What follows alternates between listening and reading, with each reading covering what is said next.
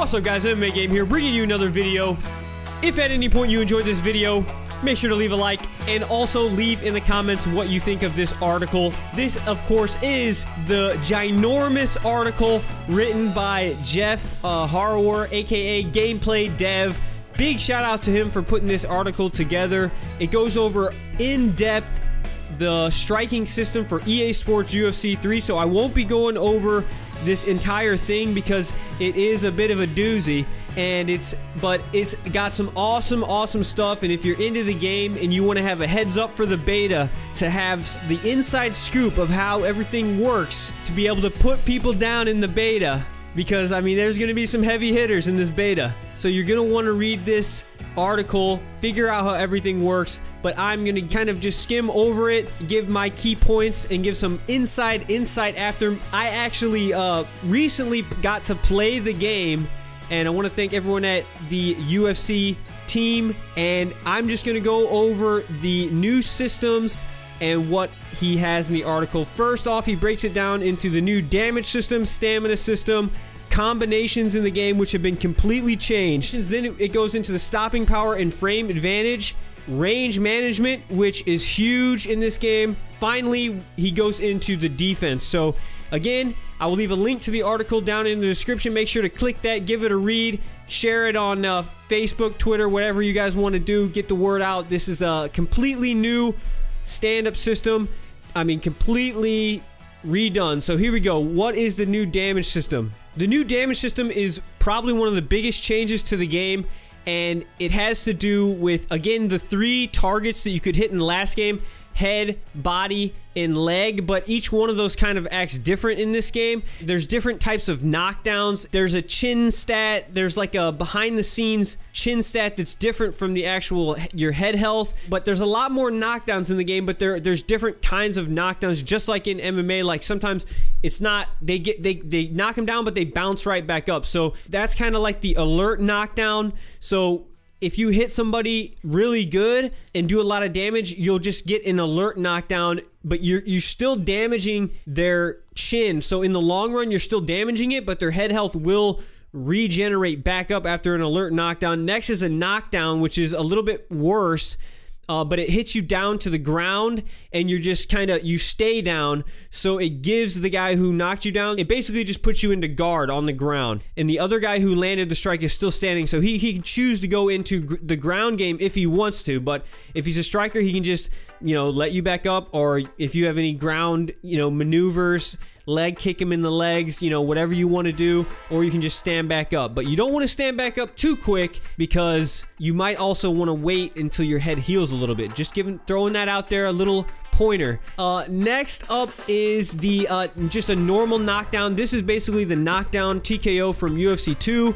Similar to that, they get knocked down, and they're pretty much you can go and try to TKO finish them. And then finally, there is just the straight knockout, where that's pretty much it. It's knockout, and the way it works is like every time you get knocked down with these little knockdowns, it might seem like you're knocking someone down multiple times and they're getting up, but there is actually damage that's happening to the chin. So if you still keep working on that, eventually you should get the knockout, or you can get, one of the TKO finishes. So that's the knockdowns. The chin stat, again, like I was saying, it's the more times you get rocked or knocked down, the less damage it will take to knock you out the next time your health goes below 0.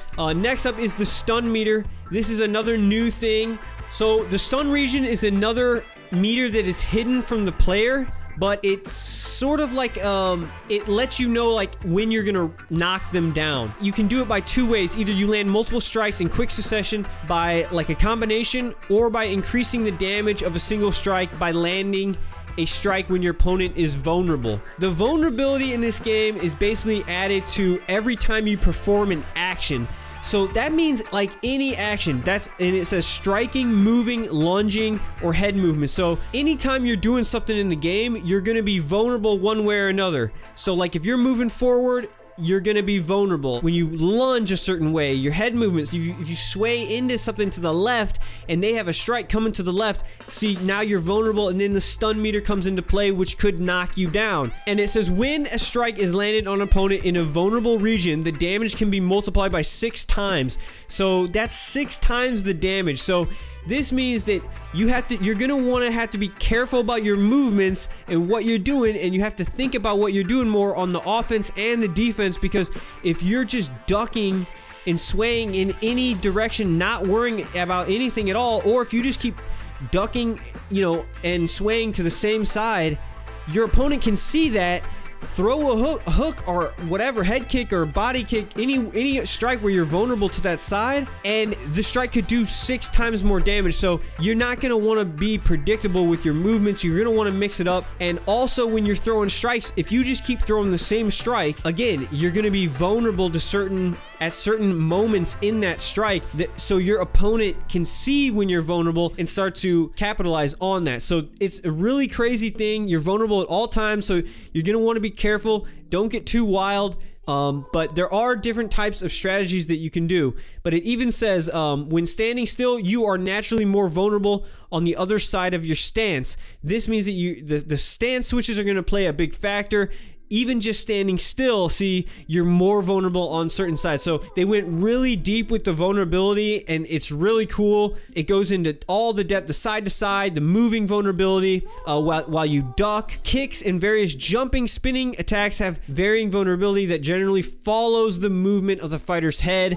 So again, even with more complex moves. Next up is the health recovery. I do want to go over the 3 strategies that he had. First, it's a short-term strategy, trying to get your opponent out fast, drive down their health quickly. 2 is a mid-term strategy where it's maintain a steady assault of the head region to keep the health at a moderate level before timing a big attack to deplete their health meter. And the 3rd strategy is the long-term strategy. Chip away at their long-term health over multiple rounds until their health cannot regenerate as high. I will have to say that I'm probably either gonna go with the short-term or the long-term. Probably gonna mix it up. I'm gonna try to bum rush people, sprint directly at them, and then sometimes I'm just gonna be pure. I'm just gonna be ghost. I'm gonna be completely ghost, take them into deep waters, and just chip away. I probably am gonna lean toward that, but I'm not sure yet. Let me know what strategy you guys are gonna look to implement after you've understood this new system and how you can attack the body and do. There's tons of different strategies, so it's gonna be insane. Next up is the body, going how it regenerates. It doesn't regenerate as fast as the head, but the lower your opponent's stamina is, the short-term stamina,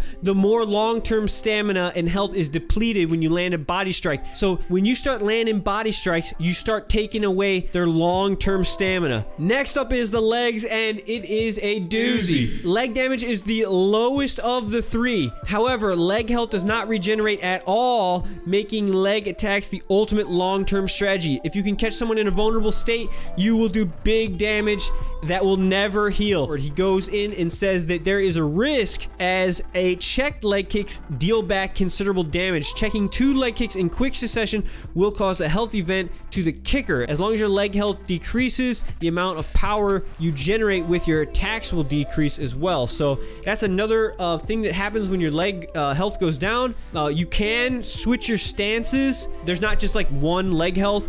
It doesn't regenerate, so you really gotta be careful about the leg kicks. If you ignore any region, you're gonna be exploited, and that's true. So if you're just not paying attention to leg kicks and you're just taking them, you're not gonna be able to do that really in the game, because unless you can somehow get your opponent out quick after getting your legs damaged, it's just not gonna be a good option, because again, it does not heal. So next up is the stamina system, and it says that the amount of damage a strike will deal is reduced greatly as the stamina of the striker is reduced. So if you're throwing strikes with low stamina, the damage of those strikes is going to be very low. So it says the most effective way to strike is to throw a combination. Wait until your stamina is fully regenerated and then throw another combination. This ensures that you land maximum damage with each strike. And it says when your stamina is low, you're more vulnerable, and every strike you throw costs you stamina. The lower your stamina is when you strike, the more long-term stamina is drained. Strikes that land cost less than strikes that miss. So all these little factors are new in this game, newly added, and strikes that are evaded by your opponent cost even more. So also he goes into the stamina floor. You guys can read about that. It's basically certain strikes have a maximum limit for your stamina. The stamina regeneration between rounds, it's a lot different. You will be given a fixed amount of stamina in reserve, like a gas tank at the beginning of the fight based on your endurance rating, and then when the round ends, you can draw up to 50% of that stamina to use for the next round. So this means if you use too much stamina in the early rounds, you won't have enough stamina left in the reserve to regenerate anything of significance for later rounds. So it's completely different from UFC 2. You can't just swing like crazy and expect the staminas to pretty much stay in the same range as your opponent. You have to think about how much you're using and how much you got left in the reserve. So this is a huge improvement from the last game. Next, he goes into the stopping power, and he lists the quick bullet points for that, saying that any head kick or overhand will always interrupt any strike your opponent is throwing and will cause a stagger if landed clean and unblocked. So, you know, your head kicks and your overhands are going to be pretty powerful. The straight punch to the head will always interrupt a forward moving strike. A standing retreating hook will always interrupt a forward moving strike. And it says using these rules, you can shut down aggressive opponents, create space by push kicks, and you can force fleeing opponents back to the cage, pin them, and attack them while they're in a position that nullifies several of their defensive options. So guys, you're gonna be able to use these rules. You're gonna be able to negate certain things, push them up against the fence. There's a lot of strategy. Next up is frame advantage, where it talks about the different types of recovery frames, and it says that each strike has different frame tuning values balanced against the damage it deals and the vulnerability it exposes to you. So it's pretty complex. Make sure to read it all. Next up is combinations, and they're completely rebuilt from the ground up.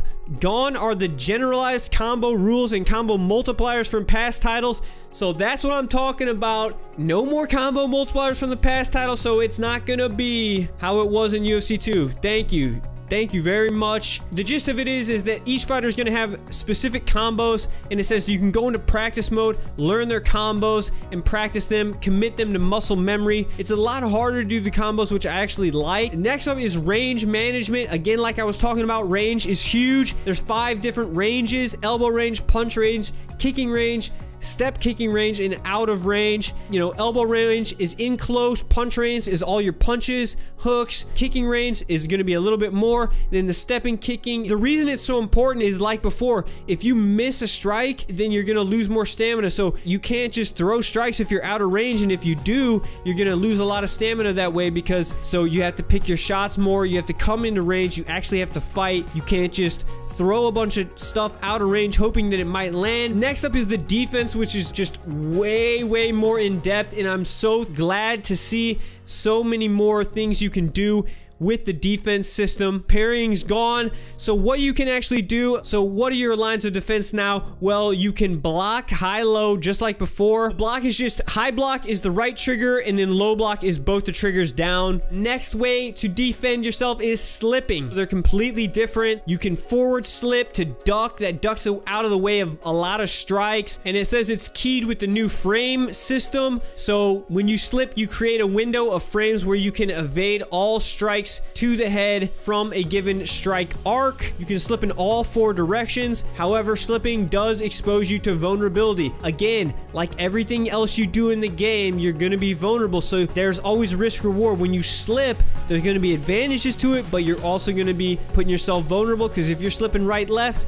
guess what? You're going to be vulnerable on those sides. So it's just the way it is. You have to think about what you're doing more. The other way you can dodge is with the lunges, and there's a basic, advanced, and signature lunge. The basic lunge, you just flick the left stick and it'll do a little lunge. Next is hold L1 and flick the left stick, and it'll do kind of like the lunge from UFC 2, sort of. And then a new thing is the signature lunges, where you hold L1 and flick the left stick. Not all fighters have this. Dominic Cruz comes to mind. Those signature lunges. That is basically all the information. He says it was a lot of work to put together this article, and all he asks in return is feedback on the beta. So everyone on the beta, play the beta as much as you can, and then give them your feedback on the Operation Sports forum. So give your feedback, let them know what you guys think, and that's pretty much it, guys. That's all the information. I highly suggest reading all this and trying to get an understanding of all of it before the beta, because that's going to put you 5 or 6, 7 steps ahead. I cannot wait. It's about 4 days away, 3 or 4 days away. I will see all you guys on the beta. Let me know what you think. What's your favorite new feature with the stand-up? What's your playstyle going to be?